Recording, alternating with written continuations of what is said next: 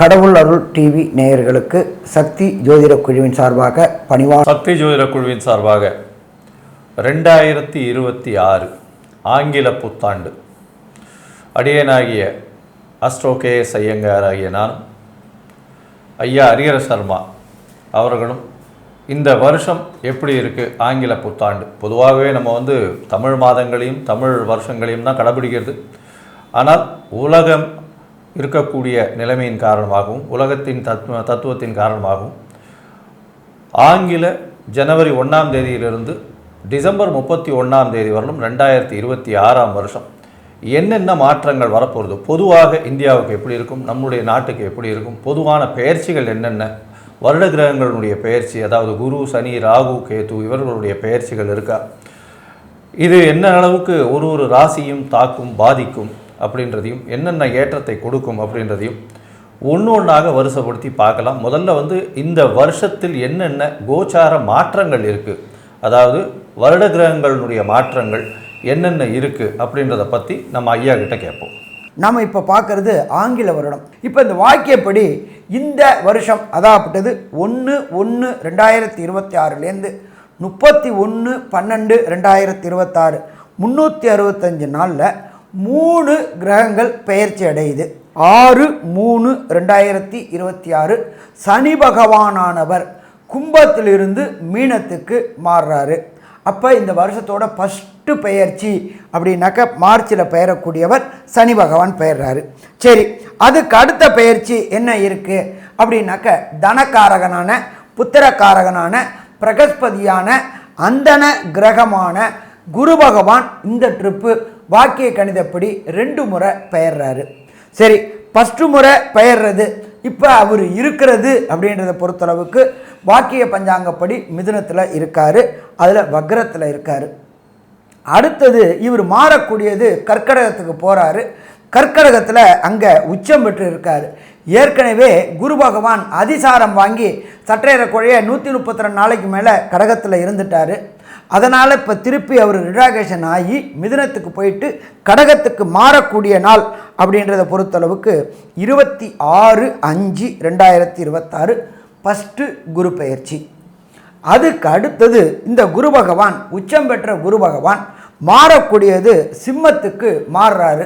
எப்போ மாறுறாரு அப்படின்னாக்க 20/10/2026 சிம்மத்துக்கு மாறுறாரு. குரு சிம்மத்துக்கு வர்றது.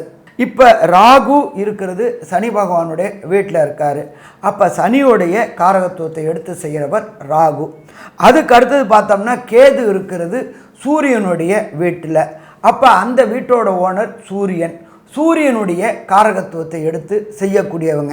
அப்படியேற்பட்ட 2 கிரகங்களும் மாறக்கூடிய காலகட்டங்கள் அப்படின்றது 13/11/2026 ராகு கேது பெயர்ச்சி. இந்த வருஷம் தொடங்கும் போதே பார்த்தோம்னாக்க கிரக நிலவரம் அப்படின்னு பார்த்தோம்னாக்க சந்திரன் ரிஷபத்தில் இருக்கார், குரு மிதுனத்தில் இருக்கார், கேது இருக்கிறது சிம்மத்தில் இருக்கிறாரு. அதை தவிர பார்த்தோம் அப்படின்னு சொன்னாக்க ராசிக்கு 9ஆம் இடத்துல சூரிய பகவான், செவ்வாய் பகவான், புத பகவான், சுக்கிர பகவான் சேர்ந்து இருக்கிறாங்க. இப்போ 9ஆம் இடம் வலுப்பெறுது. அதுக்கு அடுத்தது பார்த்தோம்னாக்க சனி பகவான் இந்த வருஷம் பிறக்கக்கூடிய 1/1/2026 சனியும் ராகுவும் சேர்ந்து இருக்கிறாங்க. இப்படி ஏற்பட்ட ஒரு அற்புதமான காலகட்டங்களில் இந்த வருஷம் மாறப்போகுது. ஐயா, இந்த வருஷம் பார்த்தீங்களே ஆனால் இந்தியாவுக்கு மிகப்பெரிய ஏற்றமான காலமாக இருக்கும். ஏன்னா பொதுவாகவே பார்க்கும்போது இம்போர்ட் எக்ஸ்போர்ட் அந்த விஷயத்தில் ஒரு பெரிய மாற்றங்கள் இருக்கக்கூடிய வாய்ப்பு, அதில் ஒரு ஏற்றம் இருக்கக்கூடிய வாய்ப்பு, புதிய இடத்துக்கெல்லாம் எக்ஸ்போர்ட் போகக்கூடிய வாய்ப்புகள், நம்மளுடைய பொருளாதாரம் அதிகமாகக்கூடிய காலகட்டமாக அமைய போகிறது. பால் உற்பத்தி, பால் சம்பந்தப்பட்ட உற்பத்திகள், அதாவது ஆடை சம்பந்தப்பட்டது, இதெல்லாம் அதிகமாக போகக்கூடிய வாய்ப்புகள் உண்டு. இராணுவ தளவாடங்கள் அதிகமாக எக்ஸ்போர்ட் பண்ணக்கூடிய வாய்ப்புகள் இந்த காலகட்டத்தில் அமைய போகிறது. இந்த வருஷம் பார்த்தலையானால் சிறிதளவு போர் பதட்டம், அதாவது ஜூன் மாதத்துக்கு மேலே வரக்கூடிய வாய்ப்புகள் நிச்சயமாக இருக்கும். ஜூன் ஜூலையில் கொஞ்சம் போர் பதட்டங்கள் இருக்கக்கூடிய வாய்ப்பு, அதுவும் நார்த் ஈஸ்டர்ன் சைடு நம்மளுடைய சைனா பார்டர் அந்த மாதிரியான விஷயங்களும், பாகிஸ்தான் பார்டர் இந்த சைட்லேயும் நிச்சயமாக பிரச்சனைகள் அதிகமாக வரக்கூடிய காலகட்டமாக அமைய போகிறது. இதை தவிர பார்த்தீங்கன்னா இந்த வருஷம் இந்த குருவினுடைய மாற்றங்கள் பார்த்தீங்கன்னா குருவினுடைய மாற்றமும் சரி, சனியினுடைய மாற்றம் பார்த்தீங்களேனால் நல்ல ஒரு ஏற்றத்தை கொடுக்க போகிறது. சனியினுடைய மாற்றத்தினால உங்களுக்கு வேலை வாய்ப்புகள் அதிகமாகக்கூடிய வாய்ப்பும், நிறைய வெளிநாட்டிலிருந்து அதுவும் வெஸ்டர்ன் கண்ட்ரீஸ்லேருந்து இங்கே வந்து அதிகமாக பணம் முதலீடு செய்யக்கூடிய வாய்ப்புகளும் இந்த வருஷம் வந்து அதிகமாக இருக்கக்கூடிய வாய்ப்புகள் உண்டு. இந்த இராணுவ தளவாடங்கள் எக்ஸ்போர்ட் பண்ணுறதுல வந்து இந்தியா வந்து ஒரு பெரிய சாதனை படைக்கக்கூடிய காலகட்டமாக இருக்கும். அதுவும் வந்து இந்த ஏர்ஃபோர்ஸ் சைடில், ஏன்னா ராகு வந்து மகர ராகுவாக இருக்கிறதுனால பெரிய ஏற்றத்தை கொடுக்கக்கூடிய காலகட்டமாக அமைய போகிறது. இந்த வருஷம் கடைசிக்குள்ளே, அதாவது டிசம்பர் 2026க்குள்ளே மிகப்பெரிய ஆளுமையை அந்த வான் உறுதி அந்த மாதிரியான விஷயங்களில் வந்து இந்தியா கொண்டு வரும். இந்த வருஷம் பார்த்தீங்கன்னா தங்கத்தின் விலை வந்து ஸ்டெபிலைஸ் ஆகும். இப்போ வந்து ஒரு 11,500 ரூபா இருக்குது. கிட்டத்தட்ட வந்து அது 14,000 ரூபா அந்த ரேஞ்சில் வந்து ஓரளவு அப்படியே ஸ்டெபிலைஸ் ஆகும். ஏன்னா போன வருஷம் அதிகமாக தங்க விலை ஏறும்னு சொன்னோம், அதே மாதிரி அதிகமாக இருக்குது. இந்த வருஷம் பார்த்தீங்கன்னா வெள்ளி விலை ரொம்ப அதிகமாக ஏறும். வெள்ளி விலை பார்த்திங்கன்னா ரொம்பவும் அதிகமாக ஏறக்கூடிய காலகட்டம். இப்போ அதாவது இப்போது 170 180 ரூபா ரேஞ்சில் இருக்குதுன்னா இது வந்து 300 ரூபா வரலும் போகக்கூடிய வாய்ப்புகள் மிகவும் அதிகம். ஷேர் மார்க்கெட்டில் ஒரு பெரிய ஏற்றம் இருக்கும். இப்போ 85,000 பாயிண்ட் இருக்கிறது சென்செக்ஸு. இது வந்து 95,000 பாயிண்ட் இருக்கும். போன வருஷம் வந்து ஏற்கனவே சொன்னோம் 71,000 பாயிண்ட் இருக்கும்போது 85,000 பாயிண்ட் டிசம்பரில் தொட்டே ஆகும் அப்படின்னு சொல்லியிருந்தோம். நீங்கள் வேணால் எடுத்து பாருங்கள் போன வருஷத்தினுடைய இதுவே. இந்த வருஷம் வந்து 95,000லேருந்து 1,00,000 பாயிண்ட்டுக்குள்ளேயே தான் இருக்கும். மிகப்பெரிய மாற்றங்கள் இருக்கும். இந்தியனுடைய பங்கு வர்த்தகம் பார்த்தீங்கன்னா வெளிநாடுகளை சார்ந்தே இருக்காது. அதாவது முன்னெல்லாம் வந்து வெளிநாட்டுக்காரங்க வந்து பணத்தை போட்டு எடுத்ததுனால தடால்னு விழுந்துருச்சு இந்த மாதிரியான பேச்செல்லாம், அதாவது ஃபாரின் இன்வெஸ்டார் அதெல்லாம் சொல்லுவாங்க. இந்தியர்களுடைய சுய உழைப்பின் பணமே வந்து அதிகமாக போய் அது ஒரு மிகப்பெரிய ஒரு பேஸே கிரியேட் ஆகி கிட்டத்தட்ட 95,000 பாயிண்ட்டை தாண்டி போகக்கூடிய அளவிற்கு நம்மளுடைய சென்செக்ஸ் வலுப்பெறும். நாட்டில் வந்து பார்த்திங்கன்னா ரியல் எஸ்டேட்லாம் ரொம்ப ஏறும். ரியல் எஸ்டேட்லாம் வந்து எங்கேயாவது ஒரு சின்ன ஒரு கால்காணி நிலம் வாங்கி போட்டிருந்தீங்கன்னா, இப்போது 100 ரூபாய்க்கு வாங்கி போட்டிருந்தீங்கன்னா இன்றைக்கி கோடீஸ்வரன் ஆகிடலாம். அந்த மாதிரி டிமாண்ட் லெவல் ரொம்ப அதிகமாக இருக்கும்.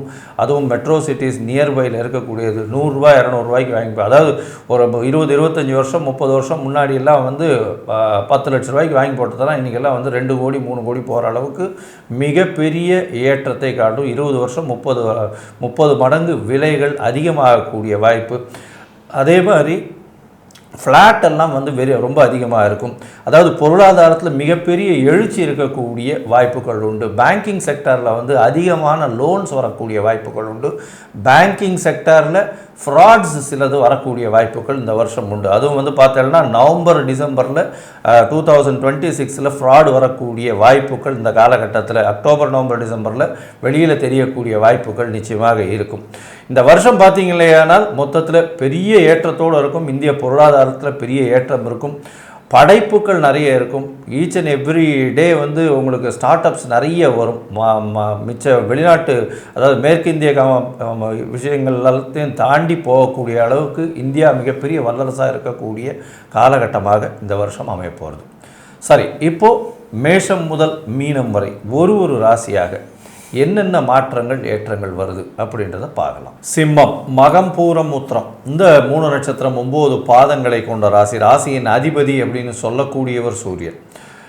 இந்த வருஷம் பார்த்தீங்கன்னா 2026 பார்த்தீங்களேனால் இந்த வருஷத்தில் உங்களுடைய ராசிக்கு 8ஆம் இடத்துல சனி பகவான் வரார். அஷ்டமத்து சனி வருது. உடல் நலத்தில் ரொம்ப ஜாகிரதையாக இருக்க வேண்டிய காலகட்டமாக அமைய போகிறது. ரொம்ப ஜாகிரதையாக இருங்கும். எதிர்பாலினத்தவரோடு ரொம்ப ஜாகிரதையாக இருங்கும். எந்த ஒரு போட்டி பொறாமை அந்த மாதிரியான விஷயங்களுக்கு போகாதீங்க. பொறுமையாக இருக்கிறது ரொம்பவும் நல்லது. சற்று பின்னடைவு வரக்கூடிய காலகட்டம், அவமானம் அசிங்கம் வரக்கூடிய காலகட்டமாக அமைய போகிறது. இந்த சிம்மராசிக்காரர்களுக்கு பொறுமையாக இருக்கிறது ரொம்பவும் நல்லது. ஏன்னா இந்த வருஷம் பார்த்தாலேயானால் 11ஆம் இடத்துல இருக்கக்கூடிய குரு பகவானும் 12ஆம் இடத்துல வந்துடுறார் 5ஆம் மாதத்துலேருந்து. அதனால் உங்களுக்கு சுப செலவுகள்லாம் இருக்கும். ஆனால் உங்களுடைய என்ன சொல்கிறது, உங்களுக்கு வரக்கூடிய சில வெற்றிகள் எல்லாமே தோல்விகளாக வரக்கூடிய வாய்ப்புகள் உண்டு. பண வருமானம் நிச்சயமாகவே செலவுகள் சுப செலவுகளாக இருக்கும். பண வருமானம் அதிகமாக இருந்தாலும் செலவுகள் அதிகமாக இருக்கக்கூடிய காலகட்டம். 8ஆம் இடத்துல சனி பகவான், அது தவிர கேது பகவானும் 11ஆம் மாதம் வரலும் இருக்கார். அதாவது நவம்பர் மாதம் வரலும் உடல்நிலையில் ஒரு பெரிய பின்னடைவு இருக்கக்கூடிய வாய்ப்புகள் நிச்சயமாக இருக்கும். சப்தமத்தில் ராகு பகவான் வந்து இந்த வருஷ கடைசி வரலும் இருக்கார், 7ஆம் இடத்துல இருக்கார். அதனால் பார்ட்னர்ஷிப் தொழிலில் எதிர்பாலினத்தவரோட இதெல்லாம் வந்து ரொம்ப ஜாக்கிரதையாக இருக்கிறது நல்லது. யார் பேச்சையும் நம்ம ஒன்றா யாருக்கும் வந்து ஜாமீன் கையெழுத்து போடாதீங்க. நான் யாரை நம்பியும் எந்த ஒரு விஷயத்தையும் முன்னேறி செல்லாதீங்க, ஜாகிரதையாக இருங்க. பார்ட்னர்ஷிப் பிஸ்னஸில் கொஞ்சம் ஜாகிரதையாக இருக்கிறது நல்லது. படிக்கக்கூடிய மாணவியர்களுக்கு நல்ல ஒரு ஏற்றம் இருக்கக்கூடிய காலகட்டம். படிக்கக்கூடிய மாணவியர்களுக்கு அஷ்டமத்து சனி இருக்கிறதுனால மன கிளேசங்கள் கொஞ்சம் வந்து மைண்டு ஸ்ட்ரெஸ் ரொம்ப அதிகமாக இருக்கும். டார்கெட் ரீச் பண்ண முடியாத அளவுலேயே தான் இருக்கும். அதாவது டார்கெட் ரீச் பண்ணுறதுன்னா இப்போது 10வது 12வதுலாம் அதிகமான மதிப்பெண்கள் எடுக்கணும்னு பண்ணக்கூடிய மாணவியர்களுக்கு சற்று பின்னடைவு இருக்கும். ஏன்னா அஷ்டமத்து சனின்றதுனால மறதி கொஞ்சம் அதிகமாக இருக்கக்கூடிய காலகட்டம். இந்த வருஷத்தில் பார்த்தலையானால் உங்களுடைய ராசியிலேயே வந்து குரு பகவான் வரார். ராசியில் குரு பகவான் வரும்போது குழந்தை பிராப்தி ஏற்படக்கூடிய பாக்கியமும் திருமணம் நிச்சயமாக ஏற்படக்கூடிய வாய்ப்புகளும் நிச்சயமாக உண்டு. ஏன்னா உங்களுடைய ராசியிலேயே குரு பகவான் இருக்கும் பொழுது அஷ்டமத்தில் சனியும் குருவும் சம்பந்தப்பட்டு இருக்கக்கூடிய காலகட்டத்தில் உங்களுடைய தசாபுக்தி அந்தரம் சூக்ஷ்மம் நல்ல ஒரு ஏற்றத்தில் இருந்ததுன்னா அந்த காலகட்டத்தில் திருமண பாக்கியம் ஏற்படும்னு ஜோதிட சாஸ்திரம் சொல்கிறது. அதனால் நல்ல ஒரு ஏற்றத்தை கொடுக்கக்கூடிய காலகட்டம், திருமண பாக்கியம் ஏற்படக்கூடிய வாய்ப்புகள் இந்த காலகட்டத்தில் உண்டு. எப்போது அக்டோபருக்கு மேலே. இந்த வருஷத்தில் பார்த்தலையானா இந்த ராகு கேத்துவினுடைய மாற்றம், ராகு வந்து உங்களுடைய ராசியிலிருந்து 12க்கு போகிறார். அதாவது கேத்து உங்களுடைய ராசியிலிருந்து 12க்கு போகிறார். ராகு உங்களுடைய ராசியிலிருந்து 7ஆம் இடத்துலேருந்து 6ஆம் இடத்துல வர்றது. இது என்னென்ன மாற்றங்களை ஏற்படுத்தும், இதனுடைய மாற்றங்கள் எந்த அளவுக்கு ஏற்றத்தை கொடுக்கும் அப்படின்றத பற்றி ஐயா கிட்ட கேட்போம். நல்லா அற்புதமாக சொன்னீங்க. சிம்மம் அப்படின்னாலே சீரக்கூடிய சிங்கம். இவங்க தான் எடுத்த முடிவு கரெக்டு அப்படின்னு வாதிடக்கூடியவங்க, ஆளுமை கிரகமாக இருக்கக்கூடியவங்க. கடந்த காலகட்டங்களில் 7ல் கண்டச்சனி இருந்து அவதிப்பட்டு இருந்தாங்க. கூட ராகுவும் இருந்து சேர்ந்து தூக்கி விட்டுச்சு. நான் ஏற்கனவே சொல்லியிருக்கிறேன், ராகு கேதுக்கு தனி வீடு கிடையாது, எந்த வீட்டில் இருக்கிறாங்களோ அந்த வீட்டு வேலையை செய்வார் அப்படின்ட்டு. அப்போ சிம்ம ராசிக்காரங்களுக்கு நட்பு வட்டாரங்கள்லையும் லைஃப் பார்ட்னர் விஷயத்துலையும் குழப்பம், பிரச்சனை. ஏற்கனவே சூரியன் தகப்பன் ஸ்தானம், அவருடைய பையன் சனி பகவான். அங்கே ஏற்கனவே ஒரு சனி பகவான் பதில் 2 சனி பகவான் இருந்து ஆட்டி படைச்சிக்கிட்டு இருந்தாங்க. 6/3க்கு அப்புறம் அஷ்டமத்தில் போகிறாங்க. அஷ்டமத்தில் போனால் கஷ்டங்களை கொடுக்கக்கூடிய வாய்ப்புகள் உண்டு. உடல் ரீதியாகவும் பொருளாதார ரீதியாகவும். சரி, ஆறுதலாக ஏதாவது வார்த்தை இருந்தால் கொஞ்சம் சொல்லுங்களேன் அப்படின்னு சொன்னாக்க 11ஆவது மாதத்துக்கு அப்புறம் ராகுவும் கேதுவும் இடமாற்றத்துக்கு வராங்க. ராகு 6ஆம் இடத்துலையும் கேது 12ஆம் இடத்துலையும் போகிறது மிக சிறப்பு. சரி, 6ஆம் இடத்துல இருக்கக்கூடிய ராகு அள்ளி கொடுப்பார் எங்கே பார்க்கக்கூடிய வேலைகளில். 6ஆம் இடம்ன்றது ரண ரோக சத்ருஸ்தானம், எதிரிகள் அற்ற நிலையை கொடுப்பார். நீண்ட நாட்களாக சிம்மராசியை சேர்ந்தவங்க வேலைக்கு முயற்சி பண்ணிட்டு இருந்தவங்களுக்கு தான் படித்த படிப்பிற்கு உண்டான வேலை கிடைக்கக்கூடிய காலகட்டம் இந்த காலகட்டம். இதை தவிர 12ஆம் இடத்துல உண்டான கேது அலைச்சல்களை கொடுப்பார்.